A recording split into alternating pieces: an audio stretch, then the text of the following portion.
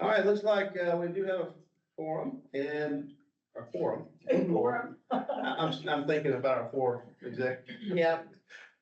Forum.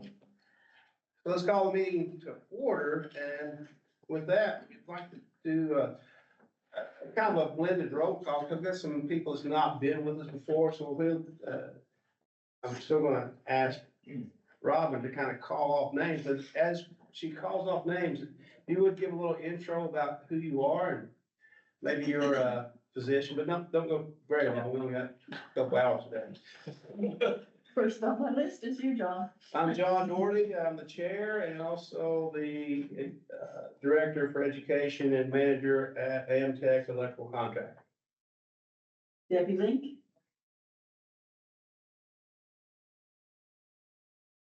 You're muted. Muted. There we go. I'm Debbie Link, and I'm with the Child Care Council of Kentucky. I'm the executive director. Donna Angel. I'm City of Berea Economic Development Director. Darlene Thomas. Darlene Thomas, Executive Director, Greenhouse 17. Christian Wellman. Christian Wellman, business representative with the Central Midwest Carpenters. Erin Tipton. Erin Tipton, Vice President for Advancement and Workforce Development at BCTC. Pam Hatcher. Hello, everyone. I'm Pam Hatcher. I am a business representative on the board here, and I'm with Trilogy Health Services, Regulatory Training Program Manager. Connie Snell. Connie Schnell, Regional Program Manager for the Career Development Office, actually Bluegrass and Northern Kentucky. Benita Eckler. I'm Benita Eckler. I'm Global Learning and Development Manager with Bullard as a business representative. David Sturgill. Good afternoon, everyone. I'm David Sturgill. I'm the Regional Director of Adult Education with BCTC, coming to you live from Louisville, Kentucky today. Shirley Bob. Oil County Judge Executive, and that's a mouthful to say if you say it fast. Tiffany Reeves. Director of Workforce Services with Bluegrass. Rolando Thacker. Business Service Manager for Bluegrass Local Workforce Development Area. Stacy May. Stacy May, Public Information Officer for the Bluegrass Area Development District. And I just want to confirm this is recording, correct? It's supposed to be. Yes. It is, yeah. We had issues the other day. No, it is recording. We have issues. It's recording. Colin Mosley. Yes, I'm Colin Mosley. I'm with Bluegrass Ad. I am the WIO financial officer. Kevin Moore. I'm the Workforce Services Manager, and I was like, hi, Roxanne Miracle. Hannah Gregory. I'm the Quality Assurance Manager for Bluegrass. Rachel Adams. Rachel Adams. I recently retired from state government in December, and I'm now the WIOA Compliance and Reporting Manager for Bluegrass. David Dudlinger. Good afternoon, I'm David Dellinger, the Executive Director of Bluegrass Area Development District. Sarah Douglasy. Are you there?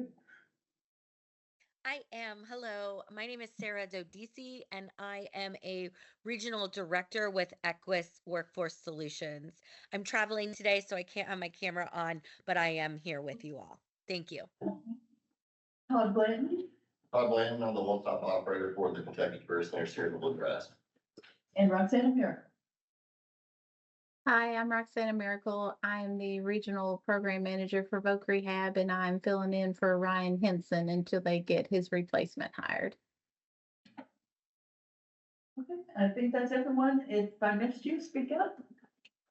Matt Montgomery with SAP. So I'm from the eastern side of the state. I'm calling in from New York City. Ooh, nice. And Robin? And Robin, I'm the program assistant with board staff with the Bluegrass Ad. I'm Micah Drake. I am a business representative. I'm the plant manager at Carhartt in Irvine, Kentucky. I'm Jennifer Hayes. I'm the project director for Equus Workforce Solutions for the frontline career center staff. Isn't there another view that shows everyone? Okay. Yeah, the reason we're missing people, we got one screen here that Yeah. doesn't populate everybody's face. Sorry, so I'm glad that you all did say, because I didn't realize there were 2 pages, so thanks everyone. We'll get going smaller than that. So we haven't missed anybody, everybody's present. Well, thank everyone for being here, and we've got, some information that, Judge Bottoms is going to give us some insight and show away for a All while. right. Well, I feel like I'm at the Oscars with all these celebrities in the room and on screen. I mean, golly. It's gonna get me set up here. You're all set. Okay. And it's just space bar. I can go through it. Okay. Oh, I'm gonna have to grab my glass. yeah, you can. You know, I'm old. Yeah. Alright, well, I am Trilly Bonham, Boyle County Judge Executive. And a little about me, I have been in county government for 35, going on 36 years. This will be my 36th year in June. I started at the courthouse in 1989 in the sheriff's department. Well, I'm not gonna tell you my age, but you'll figure it out here eventually. And I worked for 19 years in the sheriff's department. I was the office deputy, so I was a sworn officer, packed a gun, had a badge, all the good stuff that you see on the cop shows. In 2008, I was sworn in as the Boyle County clerk. The current clerk was retiring early, and so I was asked if I would take her place, and so I did that. And then I ran 3 successful elections after that, and so I served as county clerk for 14 years. Then, a couple of years ago, I got a wild hair to run for Boyle County Judge Executive, because I'm just a glutton for punishment, I guess. But it has been great. I enjoy it immensely. I love coming to work. And that's not something I could always say when I was county clerk, but, because that's a very hard job. So I'm going to talk to you all about Boyle County. Some of this I know a significant part about, and some of it I don't. And my IT director, Bill Nichols, I have to give a shout out to him. He helped me with this PowerPoint, and it was done in about 24 hours. So first screen, we just have a picture. This is the old courthouse, and with the fountain out in front of it, and then our emblem, current emblem that we have today, the Boyle County City.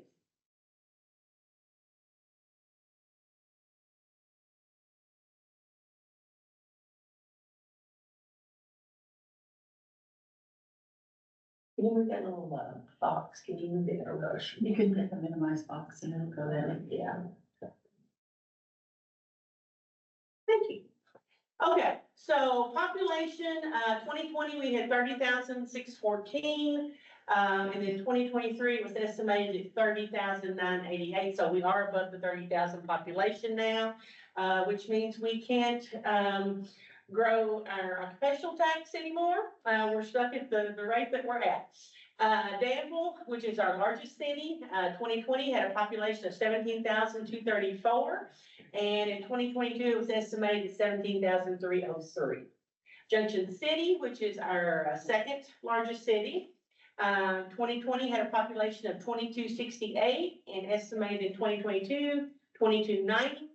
And then Perryville, which is where I live, in 2020, the population was 782, and I doubt that it has changed very much, but we couldn't find any, my IT director couldn't find any current information about Perryville. But it's a growing little town, I will tell you that. It's come a long way in a few short years.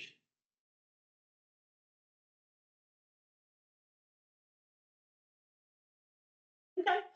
According to the Census Bureau, Boyle County has a total area of 183 square miles, of which 180 square miles is land, and the rest of that is water, because we have Harrington Lake, we have, large rivers, Chaplain River, and then all kinds of little streams that feed into these bodies of water.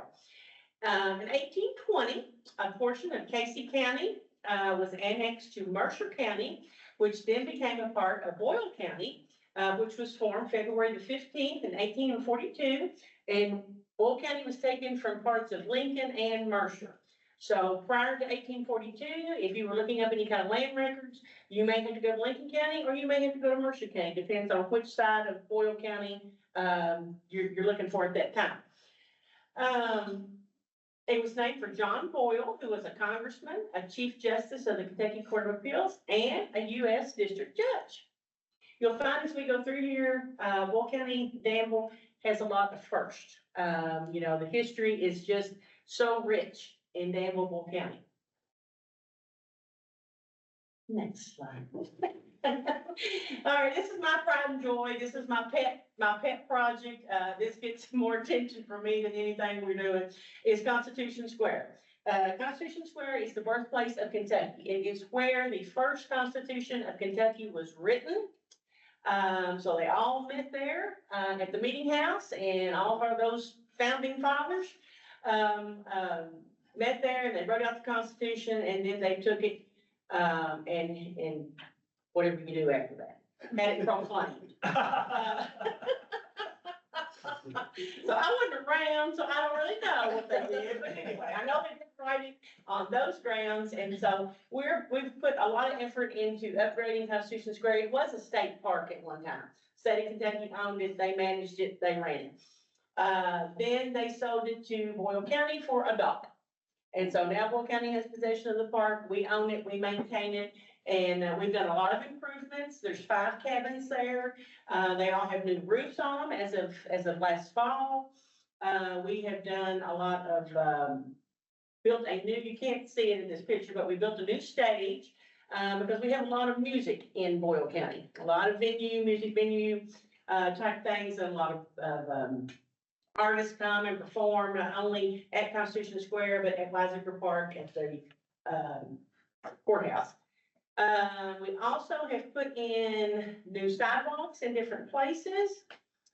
We have just put out an RFP and received the bids back on replacing the windows and doors on the cabins. So that has to come from someone that is familiar with this type of work, because it requires glazing and things. So, and then of course my brain just fails me sometimes. Heritage Council has to approve all that, because it is Constitution Square. In the circle you see there, that is the governor's circle, and that has a plaque for all the governors, starting from 1842 forward. So every governor that has been in Kentucky has a plaque of their own. Okay. Farrell Battlefield. How many have heard of the Farrell Battlefield? How many have been to the Farrell Battlefield? Awesome, awesome. Okay, so you know it was the bloodiest battle of the Civil War. The battle took place there, 700 and something acres, I believe. October 8th, 1962, fought between the Confederate Army of Mississippi and the Union Army of the Ohio, and 7,407 men fell in the battle. I actually think it was more than that. Not sure where you get this information, but I have seen numbers as high as 10,000. People were killed in that battle. It went on for several days. There's a debate on whether it was over water or not over water, because it was a drought time of the year. So the debate is they were looking for water. One side found water and they were protecting it from the other side, and so they got into this big battle. Some people say no, it was not over water. It was just these two troops met at the same time and didn't know that the other one was there, and they just started fighting, and it just continued. But there was a lot of damage, a lot of crop loss, a lot of livestock loss, and a lot of human loss during this battle. So we are working now to make this a national park. So I know it takes years to do that, but we've planned to see that that's what we want to go with next, and so have the national park system take this over. Okay. Art Center of the Bluegrass. Anybody heard of Stephen Roth Powell? He was a center professor, I guess, that did blown glass. And the city bought this building, the Art Center, and his collection, part of his collection, which you see in the small square, is on display inside the Art Center of the Bluegrass. It is magnificent. If you haven't seen it, you need to come to Danville and visit the Art Center. It's free to look at. You can go in, look around. There's an artist in residence that resides on the second floor. Right now, it's a woman, and I cannot think of her name, but it's a beautiful building. It used to be the Supreme Court, I believe. And then it was, my brain, can't remember, but anyway, it's federal building. So used to be part of that. All right. And this is the beautiful Bull County Courthouse. This picture was taken yesterday, and I think it is awesome the way the clouds were in the background. Bill said he went out yesterday morning and was just like, I'm gonna take a new picture of the courthouse. And this is what it was, and I said, that's beautiful. I couldn't have asked for anything better. The first courthouse, so this first part here with the steeple on it, was not the current one. The first one was built in 1844. It burned in 1860 during Civil War, and then it was rebuilt in from 1860 to 1862, at a cost of only $15,000. I mean, that was a deal. Because you couldn't get probably one floor built for that now. And then the addition over here on the left side that juts out was constructed in 1899. Well, actually, I'm going to go over and point. That's wrong. This part from here to here was the addition. Then the other part that juts out is the newest part, and it was built in 1976. That's where we have our water damage, but that's another story. But it is a beautiful courthouse, especially the old part. The circuit court room is just magnificent when you walk in it, and it's just a big open room, and it's just really pretty to look at. Currently, we are having problems with our bell tower. We have wind damage up there, and I don't think you can see the ratchet strap that's holding one of the pedestal things back to the other part, but yeah, we have some major damage going on up there, and we're working on getting that fixed. But downtown has received a makeover, so you can see the wide sidewalks there. The whole downtown has been redone, wide sidewalks, which create shorter corner to corner crossing, which makes it safe for the pedestrians when they're crossing from one side to the other. Not everybody's thing, and then here's our fiscal court. If you click one more time, county attorney is on the right of me, left of me this way. We have one female magistrate, and then, of course, the rest are male. And it's a mixed court, so we have these and ours both, and we get along relatively well, which is the way it should be, because it's not about party, it's about the people. So that's my fiscal court. Pioneer Playhouse. Anybody been to Pioneer Playhouse? Okay, awesome. It is the largest outdoor amphitheater in Kentucky, maybe in the United States, but we don't know that for sure, so we won't claim that. But it is one of the oldest continuously operated summer theaters. People like Lee Majors, John Travolta got their start here at this theater in Danville. So, I mean, like I said, the history, you can just go on and on about all the things that have started here in Danville and then went out, you know, statewide, nationwide, and you see people that started here on TV. I mean, it's kind of amazing. It was founded in 1950 by Colonel Evan C. Henson, who was sort of an eccentric person in Danville. He went around and he collected anything that he could get his hands on that somebody was going to throw away. And he would take it here to this area and he would construct something with it. There's a whole little reconstructed Main Street type thing there on the grounds. And it has like an ice cream parlor. It has a post office. It has a sewing shop. all kinds of little stores that you can go in and look and see old artifacts and old antiques. So it's a really, really neat place to visit. They serve a meal prior to the play if you want to do that, or you can just go see a play on your own without, having a meal. But it's just really a neat place, They have both passed away, Mr. Henson and his wife, and now two of the children, Heather Henson and Robbie Henson, run and manage the theater now. All right, Old Center, which is this building down here in the front, was this college's first building. In the fall of 1820, there was a faculty of 2 and a student body of 5. Don't have the current numbers on that, but I can tell you it has grown immensely. It's a liberal arts college and it is international. They have students from everywhere. Out in the front of the dining commons, there are flags, and each flag represents a country of the student that's attending there. So that's a really neat thing to look at too. You can go and see, where all the countries that some of the students are from. But it's our oldest college. I don't have a picture of BCTC, Aaron, sorry.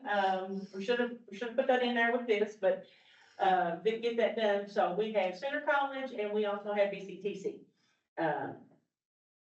And we're working, the population or the enrollment is up at BCTC now, which we're very excited about. It had fallen there for a couple of years, but enrollment's back up. They're offering even more classes than they used to offer with the new classes. Erin might even be able to tell us a little bit about that if she wants to shout that out. Sure. I didn't know if you wanted me to now, Sure. Judge Bottom. Yeah, so I'm happy to do that, but I don't want to hijack your presentation, so you just let me know. Well, I know there's some new programs that you all are offering. I know EMS, paramedic is one of them, but I can't remember what the other was. No, you're exactly right. Paramedic and EMS and that was a partnership, thanks to Trilly and her team with the Boyle County EMS. We started with the EMT certification and now have the full paramedic program. So we're thrilled to partner. So yeah, we just continue to expand the technical programs in nursing, advanced manufacturing, welding, and also our transfer the first 2 years of a 4-year degree. And we've also seen a good increase with our dual credit partnerships with the high school. So thanks, Trilly, for allowing me to put the plug in. Thank you. I appreciate that. Sorry we didn't get a slide up to BCTC. Next time. All right. Okay, this is the Forkland Community Center, and this is way down on the west end of the county. The stone building was the school, Forkland Community School at one time.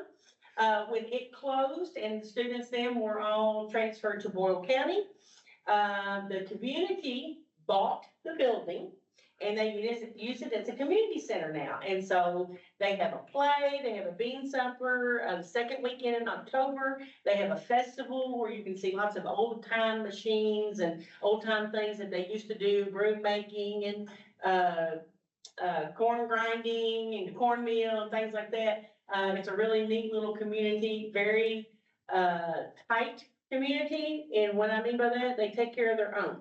So you don't want to be down in Forkland after the sun goes down if you're not there to visit somebody you know. Because they will spot you. And they'll put it on Facebook and they'll say, who's driving a such and such vehicle? Yeah. They're their own police. Good people. Okay. Paramount, Merchants Row. This is the oldest intact antebellum Main Street in Kentucky. It may be the only one in the United States. Cannot verify that, but if it's not, it's only one of a very, very few. This whole row of buildings is the original Main Street of Parable. They are all full of merchants. There's t-shirt shops, there are antique shops. There's actually 2 t-shirt shops that sell different things with their t-shirts though, like jewelry, air fresheners, candles, that kind of thing. Our newest one is called the Vintage Prep, and it's a really neat little shop to go in. She has a mix of old and new in her shop. And it's little funky finds that you wouldn't normally see out somewhere. So it's pretty unique. The only building that is not occupied is the Opera House, and it's on the very, very end. It has some damage to it, and they're seeking funding to try to get a grant of some kind to repair that building. But you can still go to the original Main Street Comparable and shop. So pretty unique. Okay, down Fork, there is a place called Penn Store. Don't know if anybody's ever been to Penn Store. It has been a store since 1845. It has been in the Penn family since 1850, and it is the oldest country store in America, not just Kentucky, but in America. It has, the Penn family has owned it for generations and generations, and today it is operated by the Penn family. And this is basically what it looks like. It's just an old country store, has a little porch on it. You go in, they have some antiques. Used to, you could get the best bologna sandwich in the county at Penn Store. But it's just amazing that we still have that in our county, something that unique. They have a outhouse blowout every year where, you know, people make these outhouses and then they run with them. And then they have music festival in that time as well. So it's pretty interesting to watch if you've never seen it. So they still sell food there? Do they still sell the? No, unless it might be a snack, like a pre-packaged thing, chips or crackers or something like that, but no, not even what we said, not deli anymore. Okay, Junction City, which is our second largest city. It was originally known as Goresburg for the proprietors of the Gore Hotel. The post office opened in 1880. It was renamed Goresburg in 1882. And then it was renamed Junction City when the railroad came through. So the Cincinnati Southern Railway and the L&E and the Louisville Nashville Railway intersects right there in that town. And train gets stopped on the track and people fuss. So that's what we have going on with the railroad today. It was a happening place back in its day. Had a big hotel, right? It had a train depot where people get off, and, you know, it had a restaurant and everything that you could think back in the day that would be there for travelers. It had. That is all since passed. The hotel is no longer there. But they did save a caboose off an old train, and they used that as their visitor center for a little while, and now that's been changed as well. But yeah, the two main railroads intersect right there in Junction City. This is our Veterans Memorial Park that we help maintain. It has all the military representation there. You can buy bricks. If you have someone that's been in the military, you can buy a brick with their name and what service they were in and the dates, and you can have that mounted onto the wall. My dad's is on there. He is a Marine. And so it's just a little something pretty neat that you can go look at. We thank a lot of our veterans. Okay, our industrial employment for 100+ employees, our highest employer is American Greetings. Then Dana, Timberland, National Office Furniture, Meggitt, Denyo, Honeywell, Berry Global, and AdKey. You can see that American Greetings is highest with AdCab coming in at a little over 100 employees. Non-industrial. We have Ephraim McDowell Regional Medical Center, which tells you in the title that it's a regional hospital. It is our highest employer with 1,315 employees. Then our school districts following after that, Danville and Bull County, Center College, the City of Danville, North Point Training Center, which is prison that we have there on the Bull Marshall line. Bull County Fiscal Court employs 183, which that's actually up just a little bit. And then Kentucky School for the Deaf and Farmers National Bank. So Kentucky School for the Deaf, we don't have a picture of, but that's another thing that's unique to our county. You know, we have students from all over the Kentucky that come and attend Kentucky School for the Deaf. The population is down right now. It's down to like 80 something students, which is sad, you know, because it used to be a really big school, you know, high attendance, and now it's down to about 80. But it may make a comeback, who knows? But still, it's our history. So we have a large deaf community in our county. So good, that's good for them. Labor force, okay. In June, this is last year, June 24, civilian labor force was 13,003. Out of that, 12,316 are employed, 687 are unemployed, and our unemployment rate is at, this is 5.3, it's actually 5.5. Our economic development director came to our fiscal court meeting last Tuesday and announced state's rate is 5, ours is 5.5. So we want to get that down.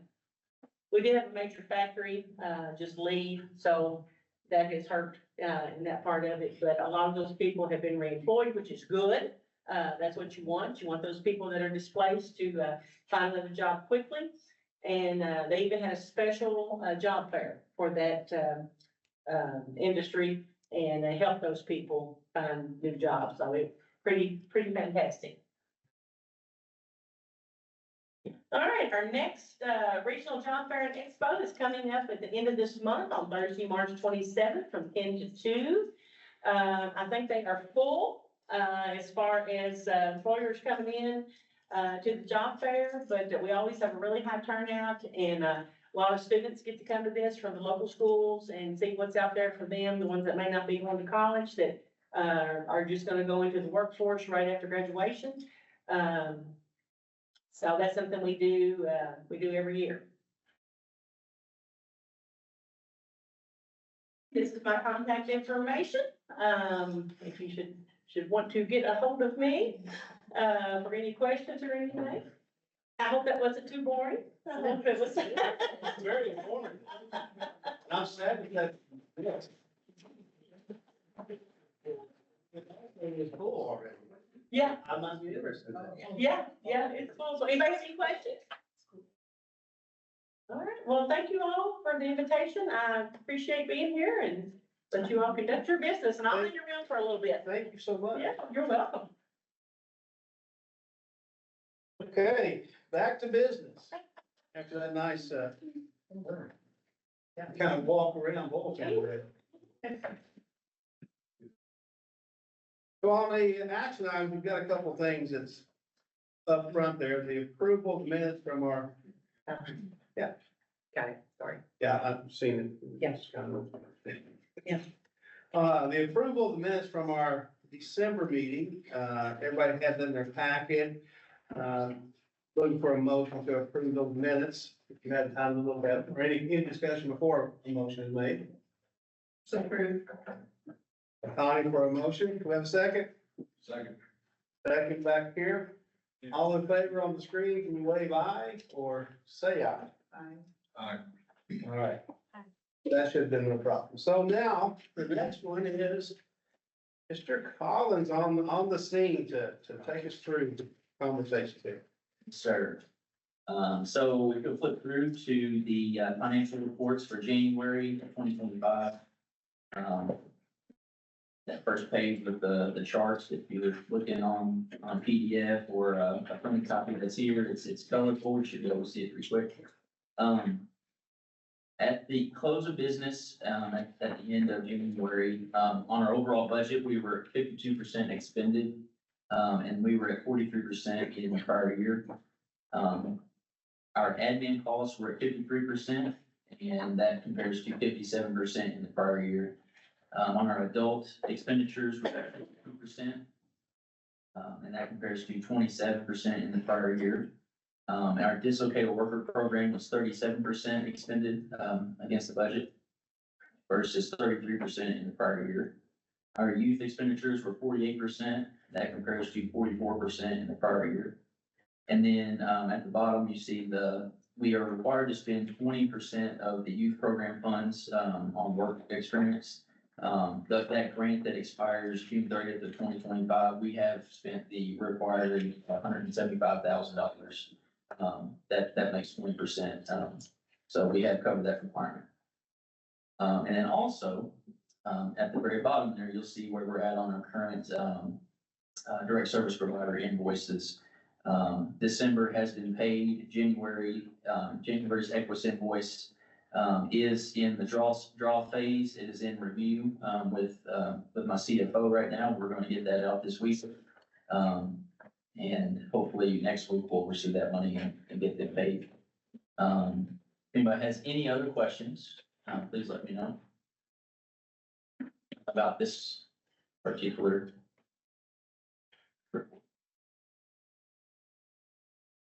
The only question I would have is, all of them seem relatively, well, improved, of course, from last year on here, but the only one that was different was the adult expenditures, 62% compared to 27, prior year. I just didn't know. Oh, yeah.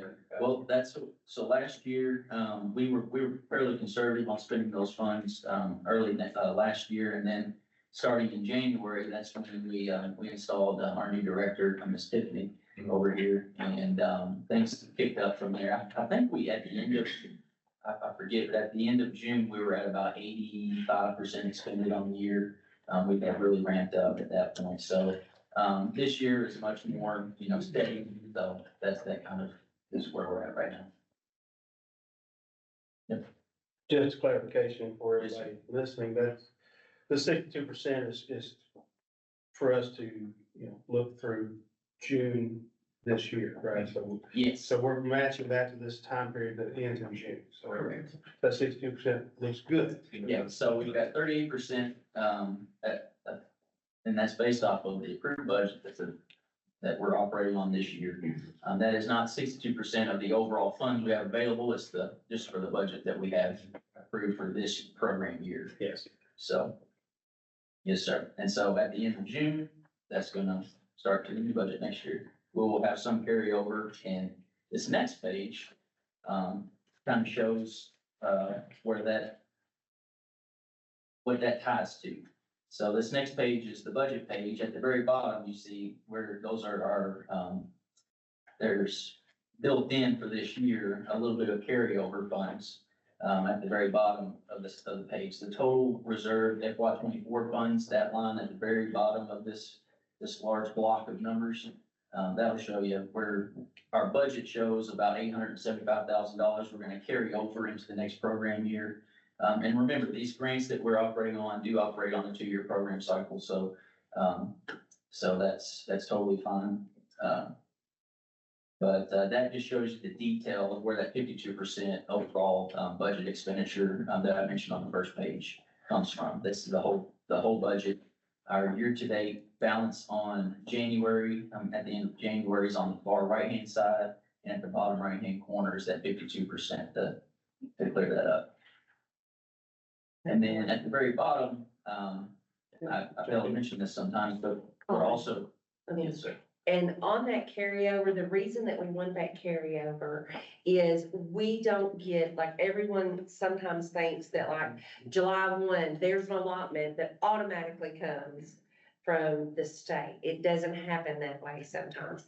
Sometimes it takes a little bit. So we want to still be able to provide services while we get that allotment for the next. So that's, yes. Yeah, the youth program funds come in April.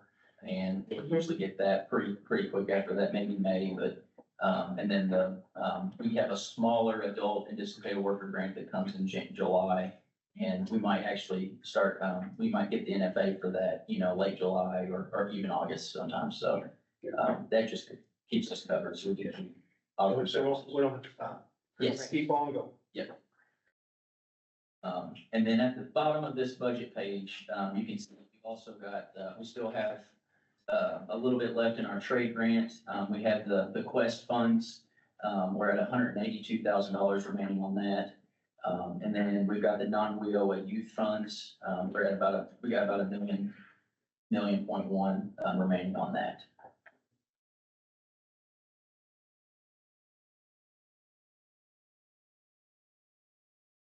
Anybody out in our, virtual plan have any questions? That's all.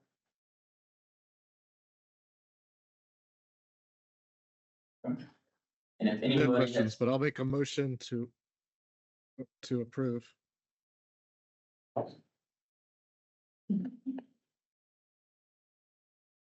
That is for the. Well, Yeah, to approve the finance reports, yeah. Thank you, Matt. Colin, you got more to add, right? Before we. I was just gonna add, if no one had any other questions, I would just direct you to the final 2 pages. It's the 2 pages that show current grant balances. If you have the color copy, it's got blue and yellow highlighted sections on it. On the far right-hand side is the balance currently remaining in these grants. On the very first page, you see what's left of our FY 24 grants. As we're finishing, those expire June 30th of 2025. And then, the bottom set of, I think it's 6 different grants, those will expire, June 30th of 2026. So we've got about $54,000 left. We're gonna finish off, by the close of June 30th of this year on the FY 24. And that will close out our grants. So Matt, who is our chair of the, finance committee anyway, he's pretty aware of everything going on. So he made a motion to approve, as Colin has explained, and of course, I'm very comfortable with that. And anybody got any comments? That one for a second. Oh, go ahead. Go ahead. Oh, Mike. Second, Mike is second. All in favor? Aye, or wave your hand? Aye. Thank you so much, Colin. Appreciate that. Absolutely. My pleasure. Okay, our next one is our, we're gonna have Tiffany talk about 2 different things, our local and regional plans, and, go ahead, talk to us. So, in your all's packet, you had the local plan. This has to be submitted on our local plan. Now, let's keep in mind, oh, it was a digital copy. I don't think we printed it all off. I just have mine to the link. It's not a packet. It's not in fact. Right, I'm sorry. You all had the link to review. I'm sorry. I've become so dependent upon paper. Right, so, every 4 years, a local plan has to be, the local and regional plan has to be redone, okay? So, and there's very specific things that are in there that are connected to with WIOA law. It makes it very clear. So I have the local plan completed. Stacy worked her booty off on it. Like, it really was a team project because this is the first time that I've ever done one. We all pulled it together. The local plan is completed. Now you have the regional plan also, okay? The regional plan is not completed. It is connected with Northern Kentucky and Lincoln Trail. By a timing issue, because we are having our meeting now. Northern Kentucky doesn't have their meeting, I think, until when, next week? Next Tuesday. Okay, and then Lincoln Trail doesn't have theirs until the end of the month, so they don't have the regional plan completed yet. The local plan needs to be submitted, to the KWIB by 4:30. There's certain guidelines that you have to do. It has to be out for a 30-day, comment period. We have to make adjustments and all that. So the local plan, I would like to go ahead and proceed with getting it put out there for the comments. And if you looked at the link online, it was for you all to review, and then we'll post it out tomorrow if you all didn't have any issues with it. The only thing in the local plan is basically talking about the services that we are providing. Okay, there's nothing. Well, I think there's some good shock and awe stuff in there, but I really like workforce. So, but it's, nothing big. It's things that you all already know about. So It's gonna be put out for public comment? it will be put out for public comment. We will, advertise it in the local Sunday paper. It'll be emailed out to all the Bluegrass employers requesting review and comment. On April 2nd, we'll have a Teams link, Teams and Zoom link for a virtual meeting if anyone has any questions. That, you know, we can answer any concerns about it. Then on April 7th, the closing of the public comment period. On April 30th, it is submitted to the state. The reason we have from April 7th to the 30th is if there are comments in there that we need to adjust or anything we need to address, it doesn't give us a panic moment of, oh my God, we gotta get this done tomorrow. The next thing that happens is the state reviews, the BGWIB reviews them, and then comes back with, this matches, they're good with it, or maybe we need to adjust something with that, okay? So, on the local plan, I know we have it all squared away to go ahead and get put out there for public comment if you all approve that part. On the regional plan, the ask that do we need to do that separate? Let's do that I think we separate. should, yes. Okay, do that separate.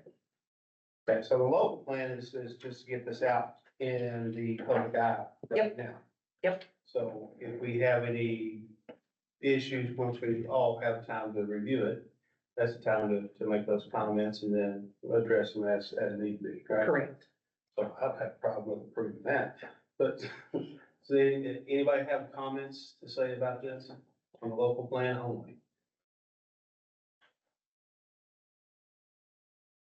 Okay, well. Just to looking say for a it, mo- sorry, Go ahead. this is Pam, Go ahead. just to say it again, so what we're approving is for the plan to get input publicly, right? Not that we're Yes. approving the plan, yeah, okay, Yeah, we're not approving the Yep. final, no. We're Cool. Getting it out in the public eye. So is that a motion to approve?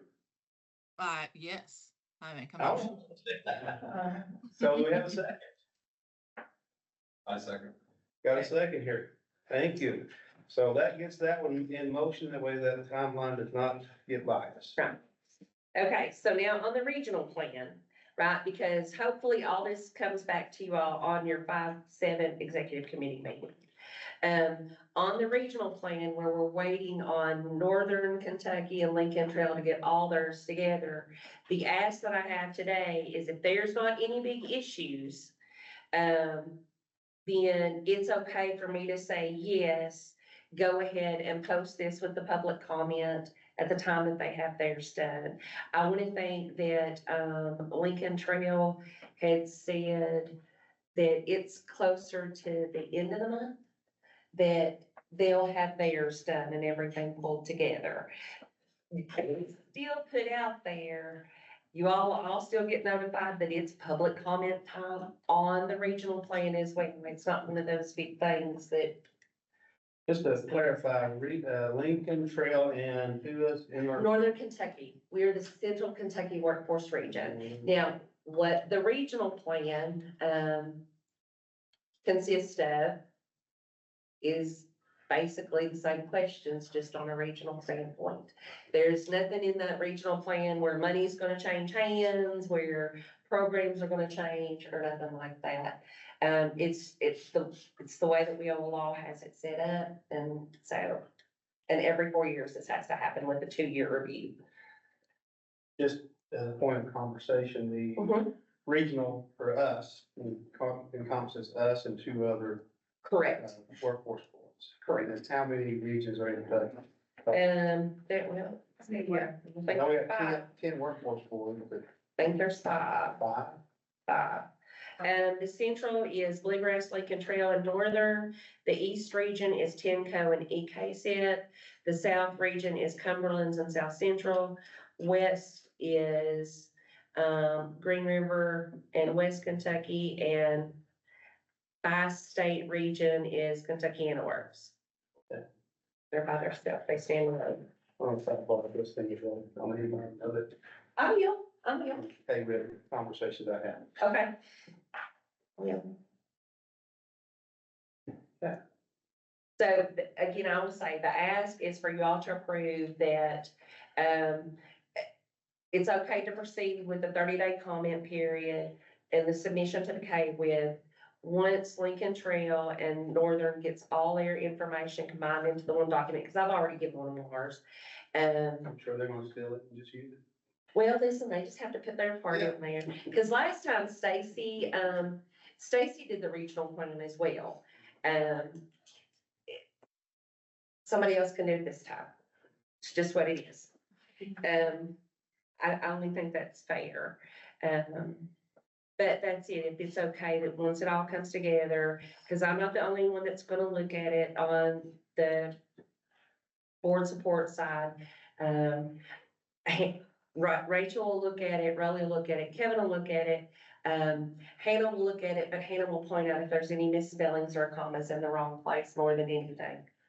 So the regional, will also be put out for everybody. it will. Everyone in this meeting to actually have a link to and review. Yes, it will. If we wish to. Yes. Yep. Tiff, Yes. Tiff, I'm sorry, just for my own clarification, because you know how I am about this. For the local plan, they approved it being posted for review. Is there going to be a meeting to come back together to approve it being submitted to the KWIB? That, it has to be submitted to the KWIB on 4:30. That's why I'm saying, through the public comment, it'll go to the KWIB then.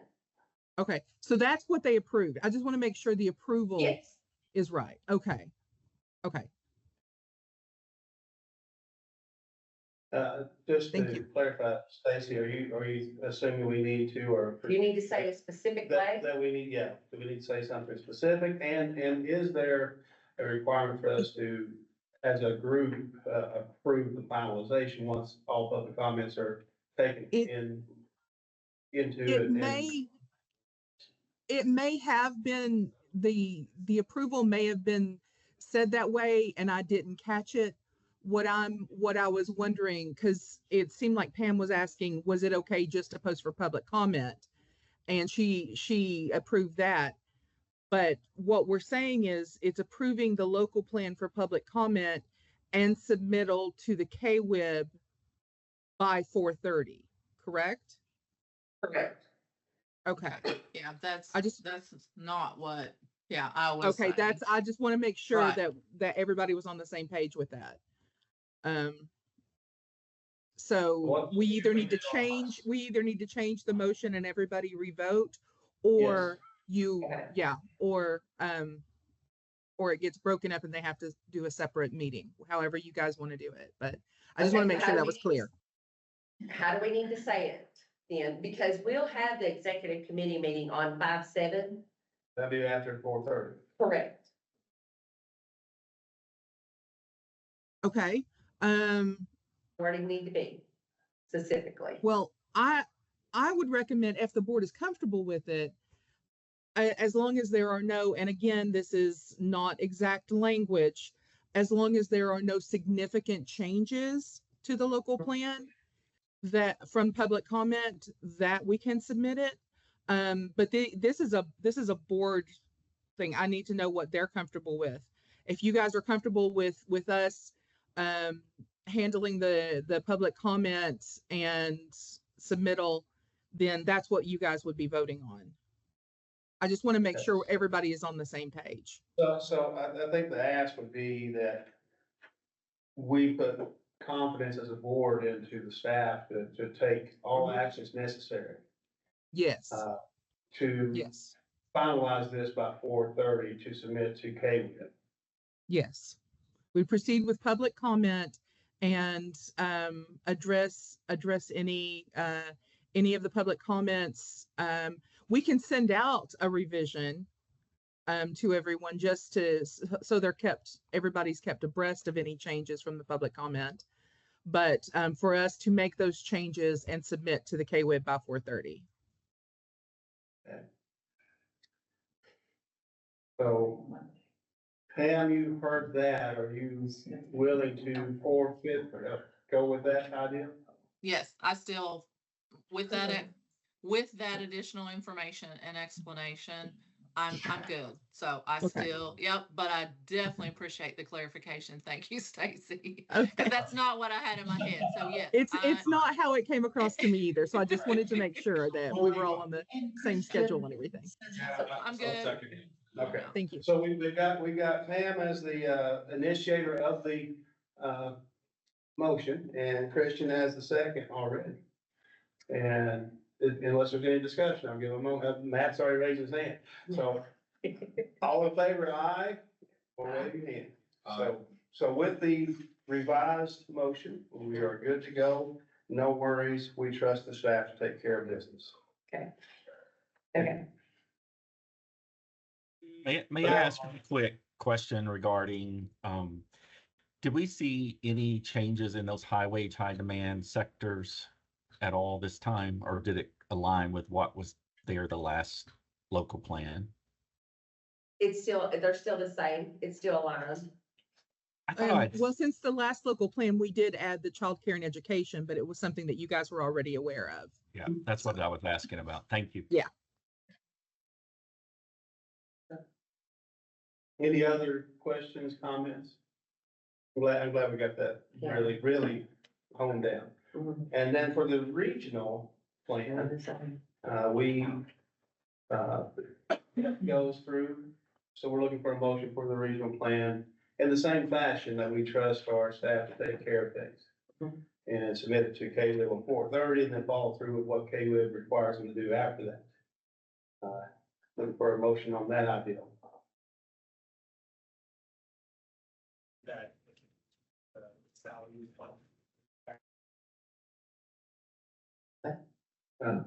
Heard something, but not.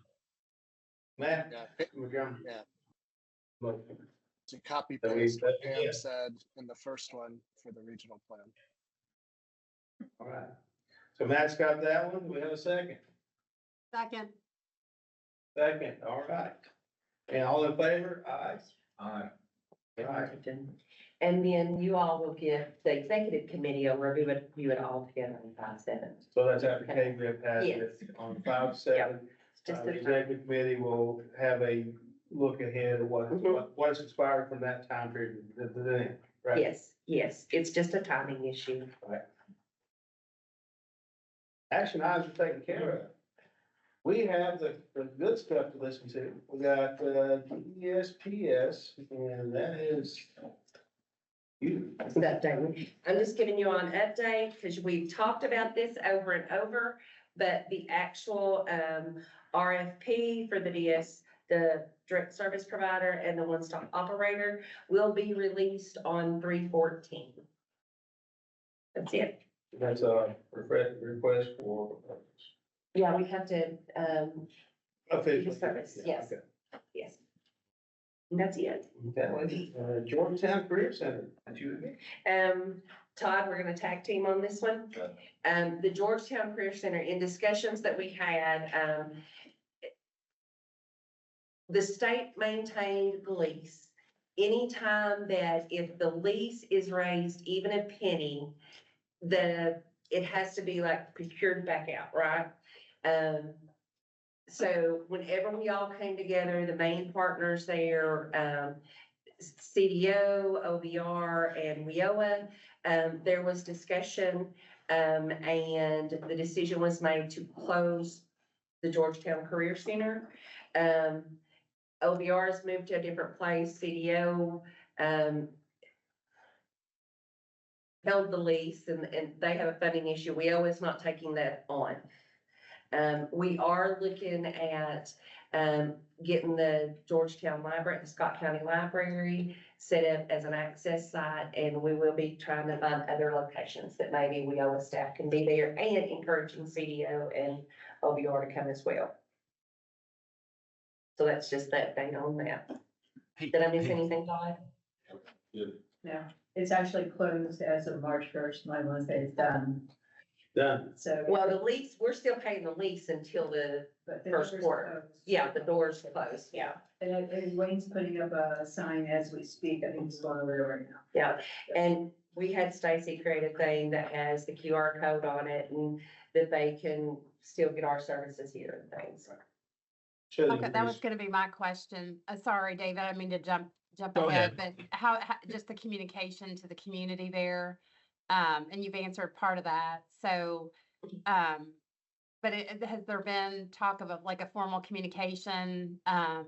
Do various entities know about it? I'm just curious as what that might look like.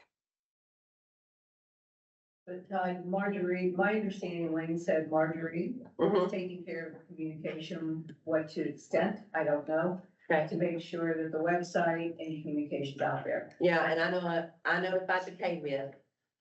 So. Gotcha, all thank our- you. Yeah, all our marketing, we've got it updated, we've got, you know what I mean, all that, so, yeah. Hey, Todd. Yeah. If, I know you said the library, but if there's a need for additional site for an access, we could do it at the adult ed there in Scott County as well, like we do in some of our other areas. Okay, yeah. You and I can chat offline about that. That'd be great. That's awesome. That would be wonderful.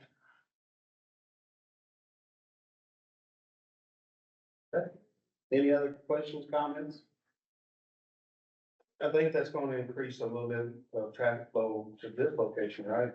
It will, and like one of the things though that I'm kind of looking at is, you know, trying to find different places in Bourbon County and Harrison County, Nicholas County, right? Yeah. Just not to rent a place there, Yeah. but other locations that we could set up to help those areas too.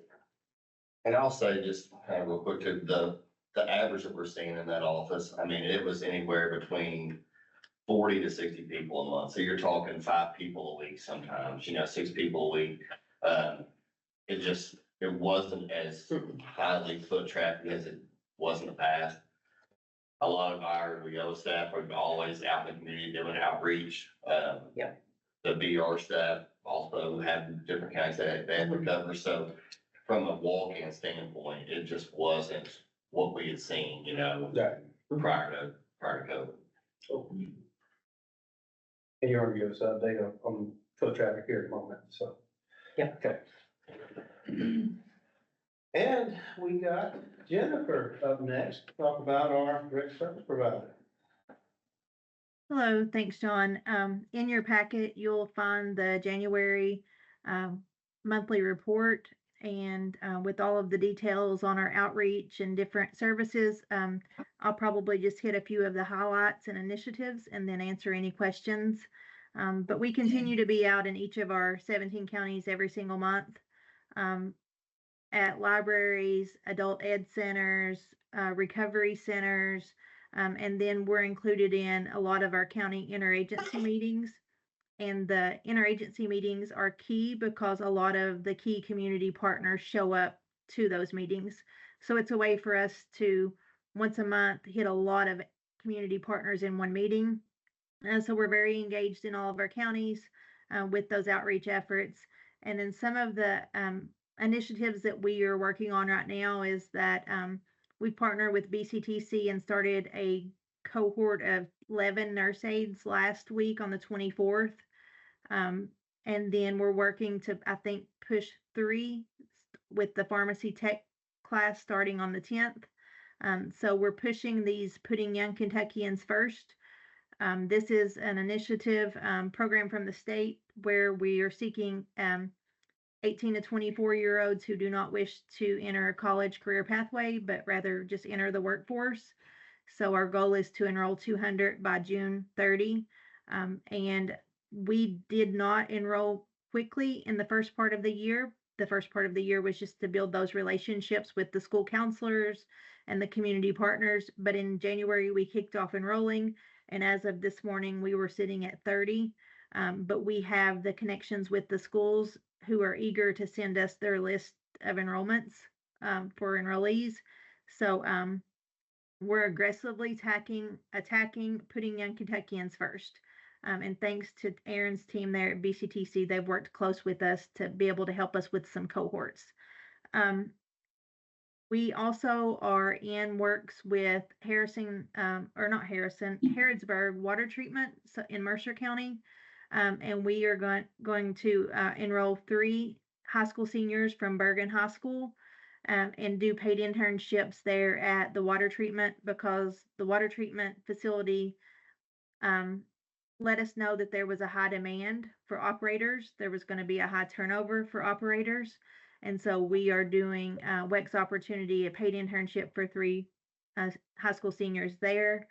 Again, these are for students who just want to enter the workforce and not really interested in a 2 or 4 year college pathway. Another huge win that we've had recently is that Tamara Finch is one of our business service consultants, and she just signed the first OJT agreement for the year. And I'll tell you the importance of that. We have focused on master agreements to do paid internships over the past few years, and OJT is very similar but very different.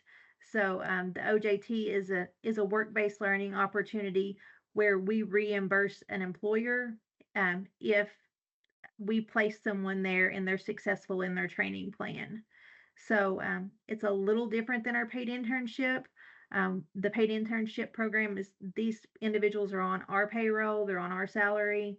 We cover the workman's comp, the liability, everything, versus the OJT, we're not the employer of record. So that's sort of the vision that Tiff and I both see for the upcoming program year. It's still a way to serve work-based learning participants, but just in a little bit of a different capacity. And then we also have childcare initiative going on, and we've partnered close with Miss Debbie Link, and we're hosting different sessions across our counties just to push for 2 things. Number one, if someone wants to become an in-home care provider, they want to be an entrepreneur and set up their own in-home daycare. Miss Debbie's working with them on that. And then our, I guess, part of it is if someone wants to work in a childcare setting, we're doing paid internships so that we can help assist the need for lack of childcare teachers in those settings. So we have a lot of initiatives going on. We also have a Quest initiative. It's under a Quest grant, and that's where our vision was to enroll about 30 job seekers in recovery or that had long-term unemployment, been disconnected from the workforce, or have high barriers to workforce, and do a paid internship for about 30 before September of this year. And I know that the numbers that I looked at this morning, we had enrolled 6 in January. So, I mean, we're pushing for that to meet that goal for sure. But that's just a few of our highlights and initiatives. We also have success stories. I know that Matt always likes the success stories on the last page of the report. But our goal every single day and every single month is to hit all of our 17 counties. And I tell all of the staff every day, show up with the intent to impact someone's life. And so that's what we're doing on the ground. If you all have any questions, I'd be happy to answer them. Jennifer, more of a comment. Thank you for the work that you're doing with the water treatment plants. That is something that's come on BCTC's radar about trying to help solve for that, with getting, high school graduates interested in the field. So I appreciate all the work that you all are doing. I'd love to talk to you offline about some short-term training that we're thinking about through the Kentucky Rural Water Association. They've come to us, and so I'll connect with you offline. But thank you for helping Mercer County. I know there's similar needs in all of our counties for water treatment plant operators. Thank you. I'll connect with you offline, Erin. Okay, thank you. You're welcome. Does anyone else have some questions or comments for Jennifer? Always enjoy Jennifer and Todd's kind of they end our meeting, always give us good information, kind of the outcome of what we do, right? The reason why we're here, right? The success stories Jennifer? are great. I mean, it's just, this is how we really, it's the judge said in the beginning, she's working on her unemployment rate. That's how it gets done. You can see where people's lives are changed for this work. So I really appreciate the success stories. It's good to kind of connect I mean, the financial reports are cool, but, you know, that this is really where it gets exciting, right? Is to be able to see that we made a difference. So thank you for that. Yes, thank you. And never keep me in mind, you know, you're not talked yet. You know what the outcome is. You're on my radar for May, John. Good, good. And I have a kid with me. Good. All right, no more questions for Jim. Thank you so much, Everett. Love it. And we'll kick it to Todd now. All right. Afternoon, everybody. So in your package, you'll see the report from January. This 1,178 in-person walk-ins, that's across all of our 4 centers. So I mentioned that Georgetown number of around 40 to 50. You can see how small of a portion that is compared to the overall number that we see here. 192 referrals. Those are referrals from all of our various partners. We have the referral link on our website. So it's a way for people to connect with us. They put all their information into our spreadsheet. It goes to our case managers within typically about 48 hours. They get an email or phone call to schedule an appointment. So those are people that are reaching out just directly interested in our services. It could be a resume, it could be a job search, but those are people that are connected with us electronically to inquire about the programs. Employer meetings in January, Rolly and I met with FedEx. We had to help them out on rapid response. They were closing down a line here in Lexington. So we connected with them to kind of set up a rapid response. We went out and actually did those following in February. Prudent Holdings is an employer that was interested in connecting with the Bluegrass Chemical Weapons Project. So anytime that we come across employers, Rolando or myself or someone, we'll typically go down there and kind of support them. But with the Army Depot's closure from the chemical weapons to construction, the biggest group and waves of them are about to start happening within this next year. We've been involved since the very first wave of folks that dislocated there. We've got 2 sessions in 2 weeks where there's gonna be some of the larger groups. So we'll be continuing to do stuff like this to help promote job opportunities for those people that are affected down there at the Army Depot. Just one VR event in January. Of course, there was a lot of school closings in January with all the snow and stuff we had, so there wasn't a lot going on. But then the last thing on there, Tiff and I attended a meeting along with the judge there in Franklin County to talk about the possibility of getting an access point for our services on Kentucky State University's campus. We met with the Career Services Director Vince there to just kind of throw around some ideas about how we could help. He's kind of a one-man show in that office, and so we talked about how we could support him with what they do and how we could help, you know, just being on campus a couple times a month. That would be an area where our Georgetown career staff person would be serving anyway. So this is just another way that we're gonna take that person out of the office and give them another opportunity to serve that area. So we'll be following up on that. But other than that, it was just kind of business as usual, aside from all the crazy weather we've had. But if you've got questions, I'll be glad to take them. Todd, anybody got questions for Todd? Kind of our closure point. I don't have any questions, but I do have one comment. Our UPS facility in Danville is moving all their work to Lexington. So the employees are not losing their jobs, but there may be some that don't want to make that drive to Lexington every day. So that may be an impact that we have, from that. Judge Bottoms, do you have a contact there you can just connect with, so we can talk to them? I don't have it with me, but I'll get you one. Yeah, if you make the connection for us, we can talk to them about rapid response services. Sure. That'd be great. Thank you. It's the same thing we did with FedEx. They closed down. They evacuated the Lexington location, but they had the option to go to, I believe Louisville, Georgetown, Louisville. So. Yeah, okay. I'll get that for you. All right, if you notice at the back of your package, thankfully, and I appreciate this, we have everybody's faces and contact information, but also the term information on when their time expires to be officially part of this program. So as that time gets near, we need to look at re-upping, or hopefully you guys are willing to stay with us, or finding replacements as you transfer out. No.